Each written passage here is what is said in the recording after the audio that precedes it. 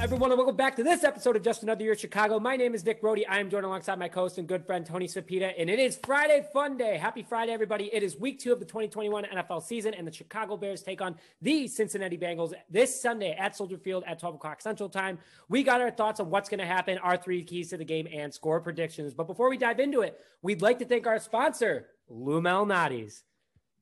Dude, what is better than this? A Chicago icon, a world-famous pie. Lou Malnati's never disappoints. When enjoying our pregame, I know I'll be chowing down on my favorite, which is the Chicago Classic. I always get it. It's made with Lou's lean sausage, some extra cheese, and vine-ripened tomato sauce on butter crust, which is the most delicious crust in the world. It's authentic Chicago. Download the Lou's app today and get your pizza. Nick, what pie did you get?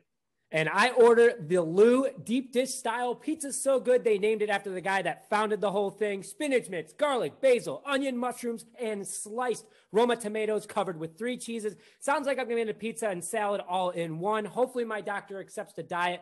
And I know I usually do a Friday Fun Day with booze, but you don't need it when you got Lou's. Tony, let's get into it. Let's take a quick bite so the viewers hear the crunch. You definitely didn't hear my crunch. Apologies about that, but you know what? You have to experience it yourself. Get a Lou Malnati's pizza today.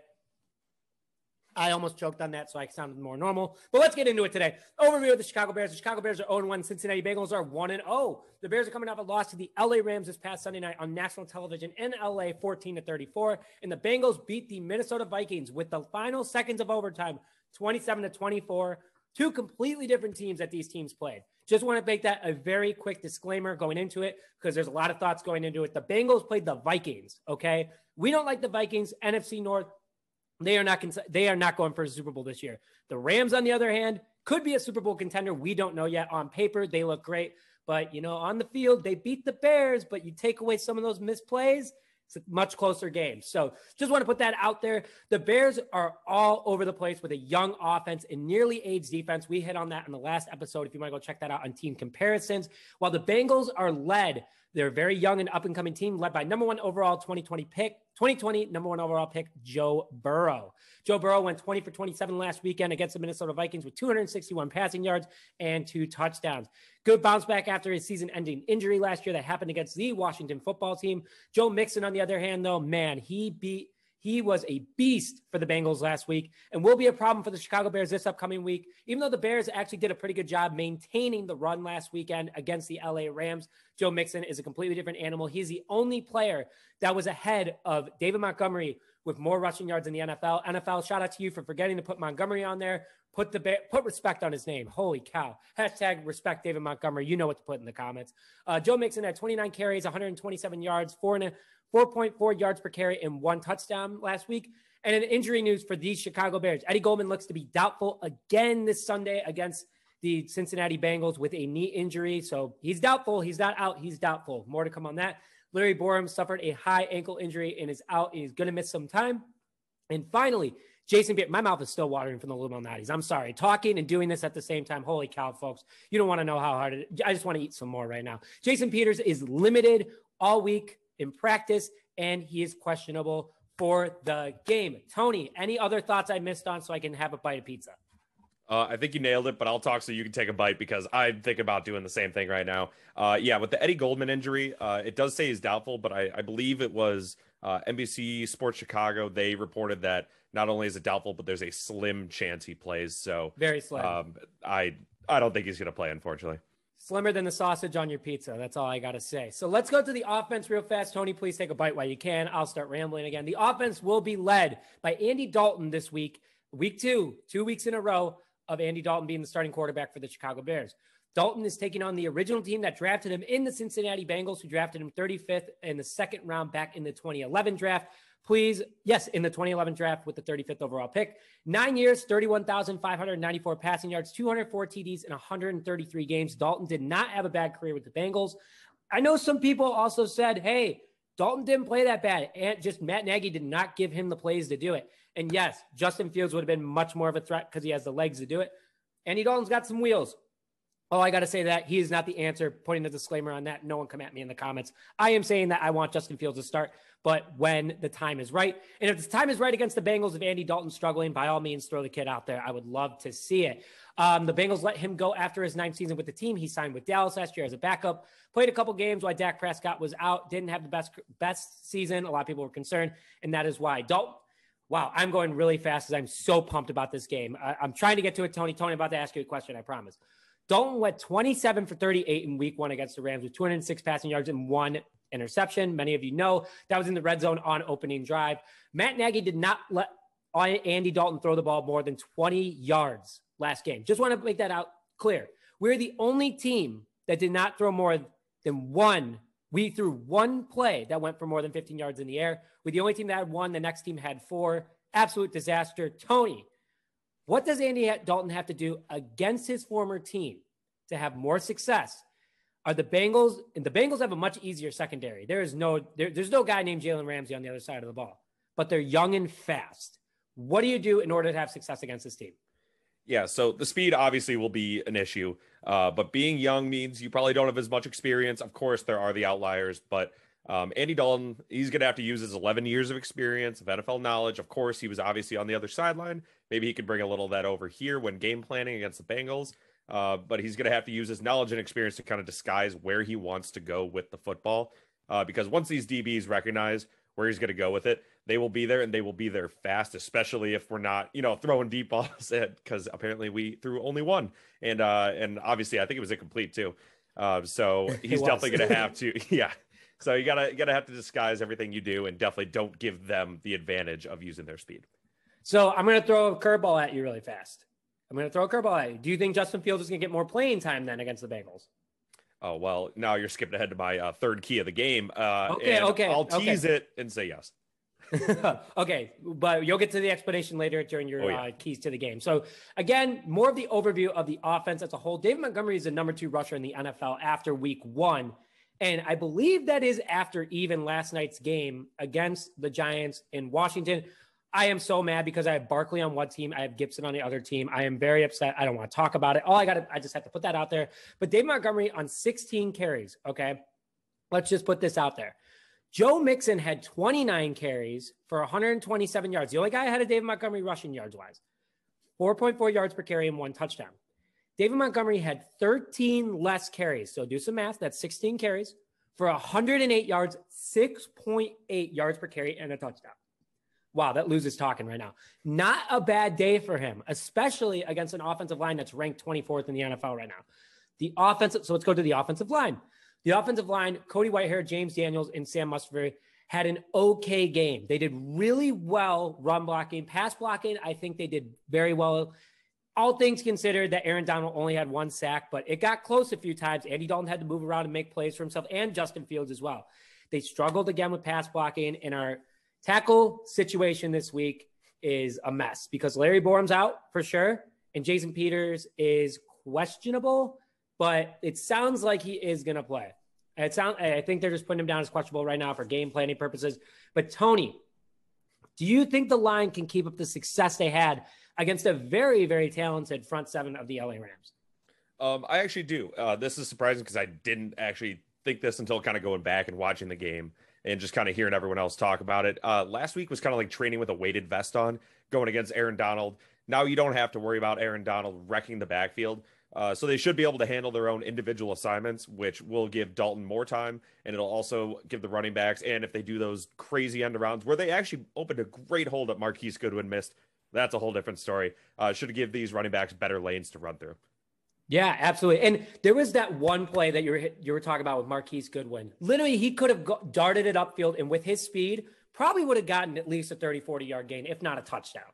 And that was on Marquise Goodwin. There is no doubt about that. The offensive line did a great job. Bears fans, you probably know exactly what play we're talking about. If you don't, go back to our Twitter. We retweeted it a couple days ago. So just make that clear. There was a wide open lane. I think it would technically be, if you're going from, is it right to left? No, 1, 2, 3. So it's left to right on the offensive line. That'd be the two gap.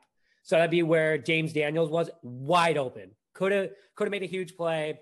Just didn't make it happen. So that's on Marquise Goodwin. So overall, I think that the offense and Tony, go against me. I think the offense is going to definitely perform a lot better against this Bengals defense. And I think we're going to be able to see Andy Dalton's one, going to have a chip on his shoulder. Two, I think that they're going to throw it downfield more. Charles Tillman even said himself, there was a lot of mistakes that the Bears made that were week one mistakes against a potential Super Bowl contender. The Bears overall offensively could do a lot better this week. We're optimistic, folks. Don't come at us in the comments. I know someone's going to be like, yep, they're optimistic. That's it. They're definitely saying that. I don't think the offense is going to do better. Just wait and see. We might be eating our words at 3:00 Central Time on Sunday. So more to come on that, and stay tuned for that episode too. So Tony, anything else on the offense? What do you think they're going to do this week? I am optimistic. I go through this cycle as a Bears fan. I'm sure you do too, where we watch a game, we're embarrassed, we're sad. The next day sucks, we're sad. And then as game time comes around, you're like, well, that was last week. And I think they're going to do it this week. I'm ready for NFL football. We'll see how it turns out. Might just be a continuous cycle. They might break the cycle. Who knows? But I'm optimistic. And we're still in consideration getting that sign to put outside Hallis Hall, by the way. I don't know if people have saw it, but we would love to get a hashtag make Bill Lazor the play caller and just leave it outside Hallis Hall. Probably will get torn down within 5 minutes, but hey, as long as Matt Nagy sees it, that's all I care about. So let's go to the defensive side of the ball. Joe Burrow is not Matthew Stafford yet. He is not, but that big yet. But he will be an issue for the Chicago Bears considering last week's disaster. He has weapons like Jamar Chase, T. Higgins on my fantasy team, Tyler Boyd on my fantasy team. Not on the same ones, by the way. That would be just silly of me. And he has more weapons who can cook this secondary if they are not careful. Sean Desai has to be riding this secondary and being like, you guys need to make up for last week. I know that they're not talking about Eddie Jackson's been dead silent this week. He's been liking tweets like, oh, I'm going to fix it. Like, fix it, Eddie Jackson. He just likes it. Okay. Put your money where your mouth is and make it happen, Eddie Jackson. I'm looking at your autograph right now up in my office. I want to see it happen this upcoming week. The Bears starting secondary for this week will be Eddie Jackson, Jalen Johnson, Tayshaun Gibson Sr., and Kendall Vildor. That's just what it is. That's it for right now. And I mean, the Bears have tried out a few different cornerbacks and DBs over the last couple of days. There's been no signings as of yet. So hopefully over the next couple of days, we will see something happen.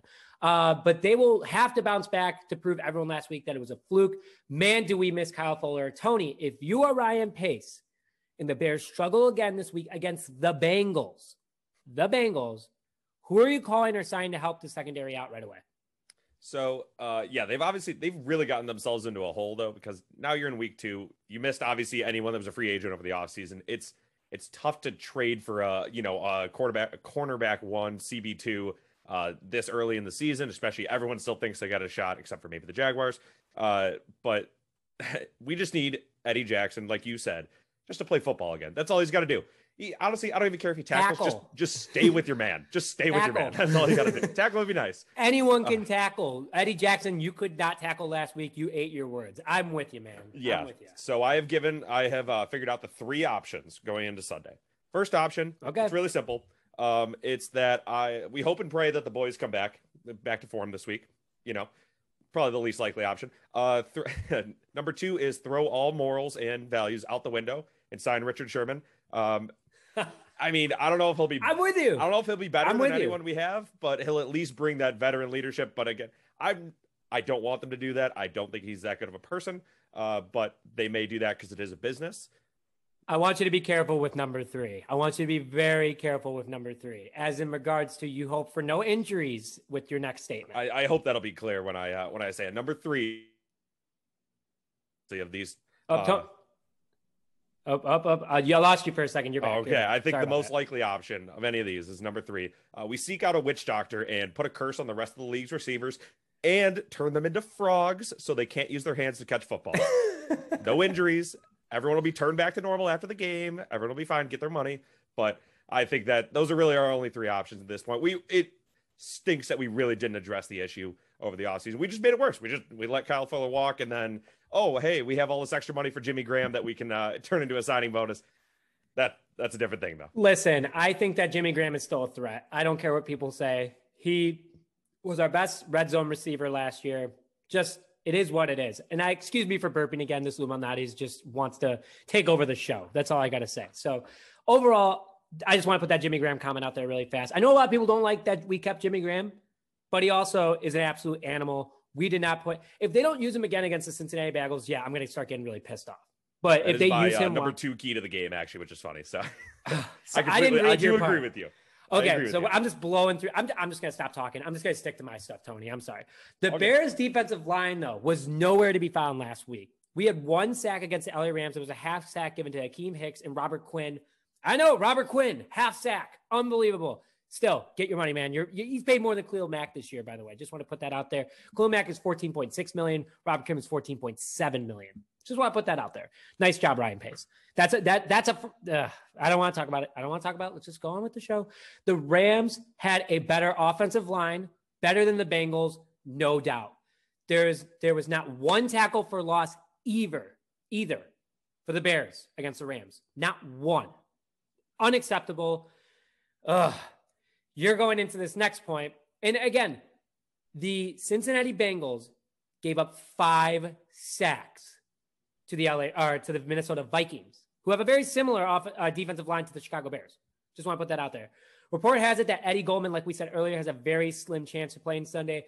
Usually when it's slim with Eddie Goldman, he's out. Get well soon, man, but we need you. We need you really bad, so please heal up as fast as possible. Tony, a less talented offensive line for the Bengals. Can we bounce back and get more confident that we need? Or are the Bears going to lay flat on their face? It's going to be like last week. Actually, I am pretty confident that the D-line will bounce back because I think they're going to get into the backfield often on Sunday. I know what happened last week. It was bad to the point where fans were clamoring to trade Khalil Mack. Give him back to the Raiders. Can we, no give backs? No. Okay. So guilty. I think that, I did not think that, for the record, everyone, when you attack in the comments. I think that this is a prove it game for Mack, Hicks, Nichols, Quinn. Hopefully we'll see about that one. But I really do think they're going to show out. I think, like you said, that's a great point that the Vikings got to Joe Burrow. And I know it's similar, and probably some people would argue that the Vikings have a better defense.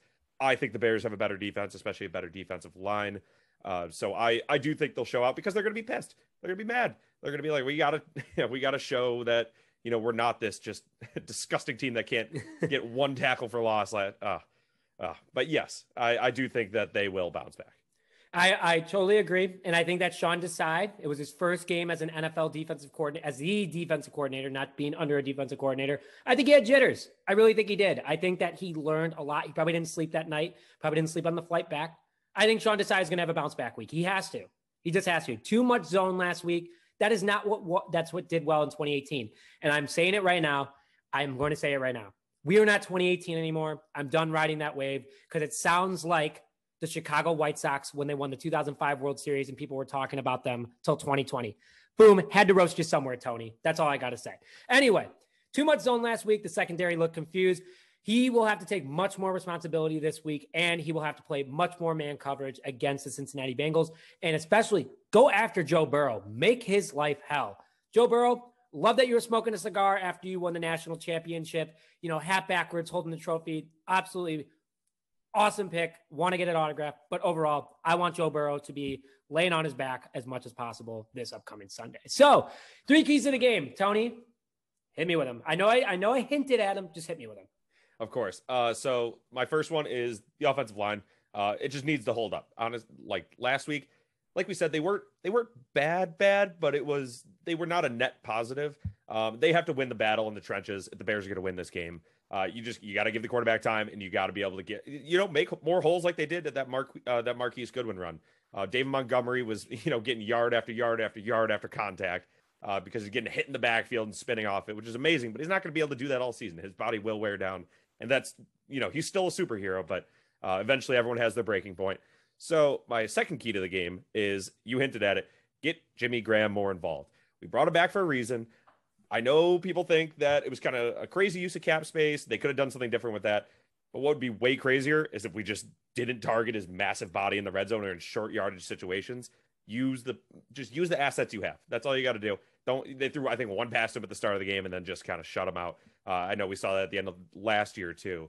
So 2 keys so far: offensive line, Jimmy Graham. Third one, if Andy Dalton stinks, bring in Justin Fields. There's nowhere he has to hide from. Slow old Andy Dalton survived the nightmare that was the Rams defense. I'm pretty confident the young buck that runs a 4.44 40, a lot of fours in there, can escape the pressure, especially from this Bengals defense.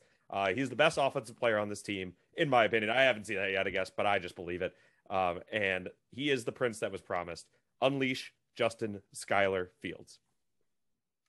You know, when he says the middle name, he's super serious. So, Tony, I agree with a lot of your points. Absolutely. Very excited about that. And I'm going to go into my 3 key points super fast. The defense has to get to Joe Burrow and get in Joe Mixon's face and make a play. You have to shut down their confidence out of the gate, and the Bengals will fold. My second one is if Matt Nagy is going to continue calling plays, he needs to stop being conservative. He needs to throw the deep ball. He needs to do a flea flicker or something. I do not care. Opening drive, toss that sucker as deep as you can down the field and let someone bring it down. And third, David Montgomery needs to bail out the offense. It's what's going to happen. He needs to have another monster game, and he's going to get to young Cincinnati defense, and he can get around him even more than he did against the LA Rams. So shout out to David Montgomery. Tony, super quickly, I know you're chewing, so I'll go first in regards to my score prediction. I got the Bears scoring 3 touchdowns and a field goal, so 24 points. And I got them stopping Joe Burrow for only 13 points, a touchdown, and 2 field goals. So 24-13 Bears at home. It is because the Bears are at home. I believe that they're going to have a fire under them, and it's going to be a comeback game for a lot of guys. Tony, score prediction. I've been thinking about this the entire podcast. Take the Bears, spread, money line, over, team total, over points. The Bears will bounce back this week. I'm not going to promise it because I guess I don't know, but I think they will. Absolutely. And again, I think these are great predictions. So everybody, thank you very much for joining this episode of Just Another Year Chicago. Thank you, Lou Malnati's, for the very delicious pizza. Make sure that you get yours today and sign up for the Lose app to get points in order to get a free pizza. I have ordered probably 15 pizzas and I've gotten like 4 free pizzas out of it. So it works out well. Absolutely. Go download it. It's in the App Store and for Droids. I'm sorry, I don't have a Droid. I don't know what the name of the Droid store is. But with that, thank you very much for joining this episode of Just Another Year Chicago. My name is Dick Brody, joined alongside Tony Speed.